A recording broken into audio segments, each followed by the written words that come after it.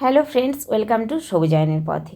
বন্ধুরা, এই যে গাছটা লাগিয়ে নিচ্ছি এটা আপনাদের অনেকেরই চেনা, তাই নতুন করে আর নাম বলার প্রয়োজন নেই। তবুও যারা যারা জানেন না তাদের জন্য বলছি, ওটা লেমন গ্রাস। আর এই যে এটা হচ্ছে পেন্সিল ক্যাকটাস। আমি বাপের বাড়ি গিয়েছিলাম, সেখান থেকে একটা ছোট্ট চারা নিয়ে এসেছিলাম আমার বৌদির কাছ থেকে। তা থেকে হয়েছে বড় বড় দুটো ঝাড়। একটা এখানে লাগাচ্ছি, আর একটা খুব বড় ঝাড় রয়েছে, সেটাকে পরে কোনো একটা বড় টবে দিয়ে দেবো। আর এগুলো সব স্নেক প্ল্যান্ট। দেখুন, অনেকগুলোই স্নেক প্ল্যান্টের জাত রয়েছে আমার কাছে, তার মধ্যে এটাও একটা। এটাও মাটির মধ্যে ছিল, আর এখন আমি মাটি থেকে এগুলোকে তুলে টবে লাগিয়ে নিচ্ছি। এগুলো টবের মধ্যে কিন্তু দেখতে খুব সুন্দর লাগে, দেখুন। আর এই যে গাছটা আপনাদের কার কার কাছে রয়েছে এরকম কিছু গাছ, তা আমাকে অবশ্যই কমেন্ট করে জানাবেন। এই গাছগুলোর কিন্তু পরিচর্যা ভীষণ কম।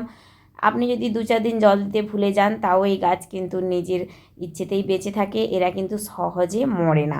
আমি তো তাই দেখছি, আমার বাগানে যে গাছগুলো রয়েছে সেগুলো কিন্তু দেখছি সহজে কিন্তু এই গাছগুলো মারা যায় না।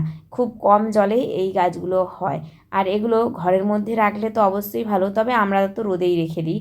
রোদে রাখলেও কিন্তু কোনো অসুবিধা নেই। আর এই যে একটা গাছ লাগিয়ে নিচ্ছি, এটা হচ্ছে পাতাবাহার। আমি বললাম না, ইনডোর প্ল্যান্টের অনেকগুলো জাতি আমার কাছে রয়েছে। এখনও সব কিছু গাছ সুন্দরভাবে আমি এখনও গুছিয়ে রাখতে পারছি না। আর এই যে বাড়িটা, এখানটা আগে আমি খুব সুন্দর করে মানে মাটি ফেলে উঁচু করি, তারপর সব কিছু সুন্দরভাবে গোছানোর ইচ্ছে। দেখুন, সূর্য অস্ত যায়, এই সময় আমি গাছগুলো লাগিয়ে নিচ্ছি। এই যে দেখুন, ইনডোর প্ল্যান্টের এই যে পাতাবাহার বলুন, যা বলুন, এই যে দুটো ডাল লাগিয়েছিলাম, দেখুন আপনারা দেখে বুঝতে পারছেন এটা ডাল। ডালটা থেকে কিন্তু খুব সুন্দর একটি চারা তৈরি হয়েছে। আর আমি মাটি থেকে তুলেছি ওই শিকড় সহ গাছগুলো। হয়তো একটু মাটি রাখলে ভালো হতো, কিন্তু আমি ওইভাবেই তুলে নিয়েছি। আর এই যে দেখুন, এগুলো পার্পেল হার্ট। পার্পেল হার্টেরও অনেকগুলো রয়েছে আমার এখানে। এগুলোকেও মাটিতে ফেলে দিয়েছিলাম, তবে এই টবের মধ্যে দিলে পার্পেল হার্টগুলো সত্যিই খুব সুন্দরভাবে গ্রো হয়। আর এই যে দেখুন, অনেক অনেক পার্পেল হার্টের চারা রয়েছে। আর এখন যেহেতু সন্ধ্যা ঘনিয়ে আসছে, তাই এবার আমি বাড়ি চলে যাব।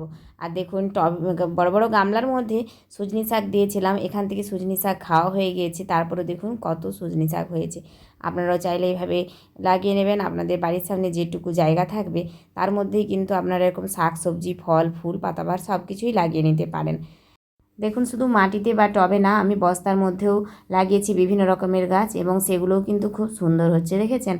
এই যে শাকগুলো, ডাঁটা শাকগুলো তো এতটাই মোটা, এতটাই সুন্দর যে দেখলেই মন ভরে যায়, খাবো কি।